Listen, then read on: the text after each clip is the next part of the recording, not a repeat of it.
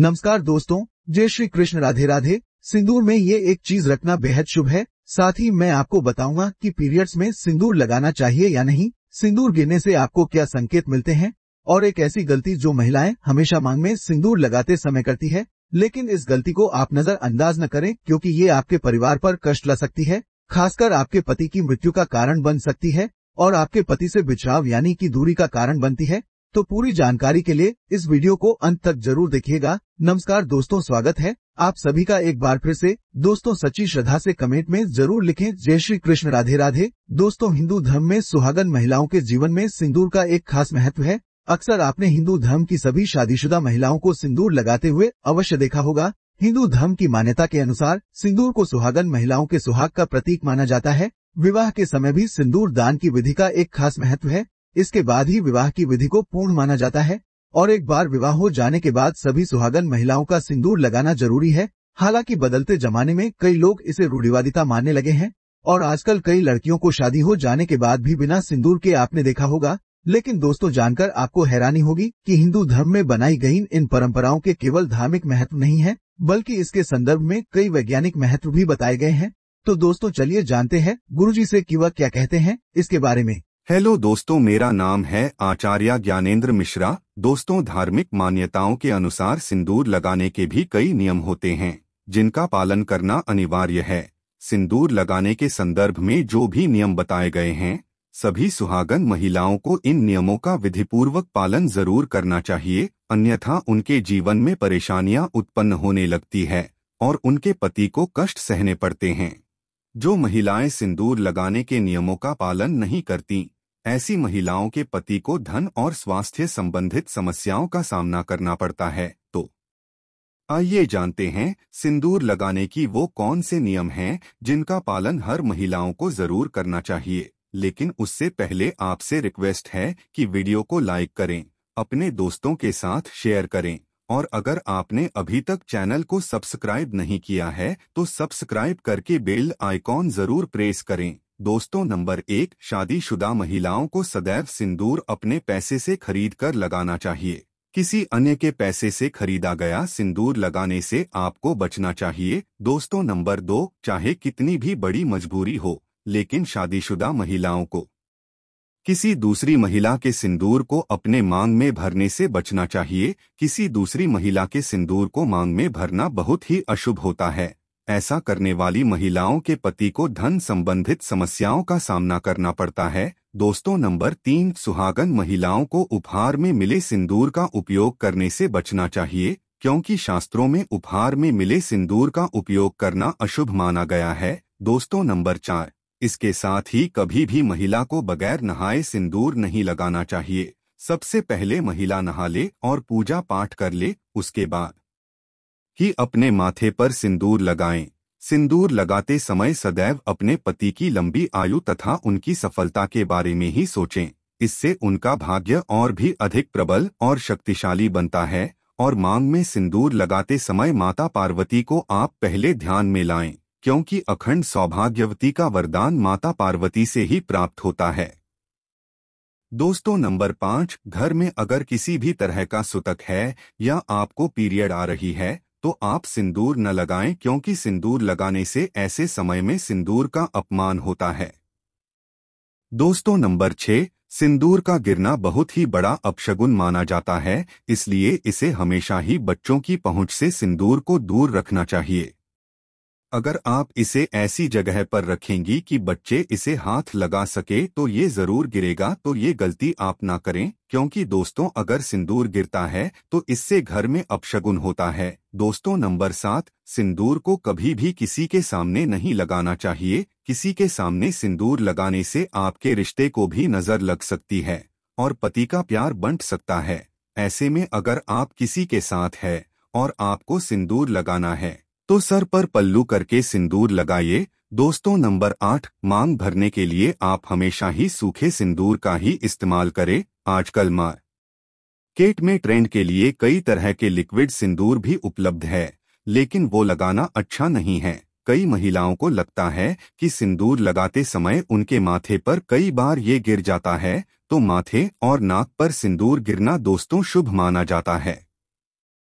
इसका मतलब है कि आपके पति आपसे बहुत प्रेम करते हैं। दोस्तों नंबर 9, अगर गलती से कभी आपसे सिंदूर नीचे गिर जाता है तो उसे इकट्ठा करके नाली या सिंक में ना फेंके, इससे सिंदूर का अपमान होता है।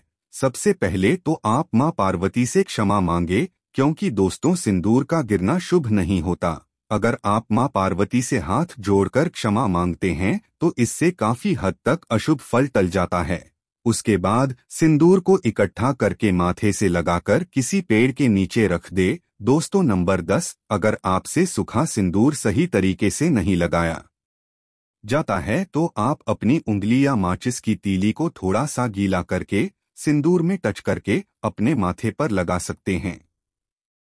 इससे सिंदूर नहीं फैलेगा, ना ही आपके चेहरे पर गिरेगा, लेकिन इस्तेमाल आपको हमेशा सूखा सिंदूर ही करना है। दोस्तों नंबर 11, शास्त्रों के अनुसार जो भी स्त्री अपनी मांग के सिंदूर को अपने बालों के पीछे छुपा लेती है उसके पति को समाज में मान सम्मान नहीं मिल पाता। जिस ऊंचाई को छूना चाहते हैं वहां तक वो पहुंच ही नहीं पाते और हमेशा असफल रहते हैं। समाज में तथा रिश्तेदारों के बीच में वो छुपे रह जाते हैं।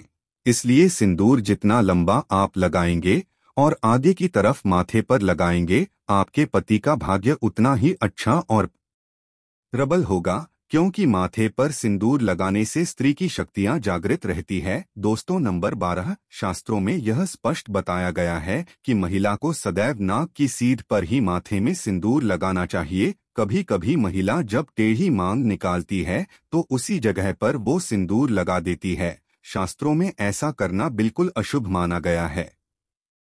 ऐसा करना आपको आपके पति से दूर कर देता है। दोस्तों नंबर 13, नवविवाहित कन्या इस बात का जरूर ध्यान रखें कि जो विवाह के समय उन्हें मांग में सिंदूर लगाया जाता है वो सिंदूर उन्हें हमेशा संभाल कर रखना चाहिए, और जब कोई विशेष कार्य या विशेष पूजा आपके घर में हो तो उस समय पर थोड़ा थोड़ा सिंदूर आप जरूर लगाएं। इससे विवाह के समय जो आपको विशेष आशीर्वाद मिलता है वो हमेशा आपके कार्यों में आपको सफलता दिलाता है तथा आपके परिवार में खुशियां और सुख समृद्धि बनाए रखता है। दोस्तों नंबर 14, आपको सिंदूर में 1 रुपए का सिक्का जरूर रखना चाहिए। ये बहुत ही ज्यादा शुभ माना जाता है।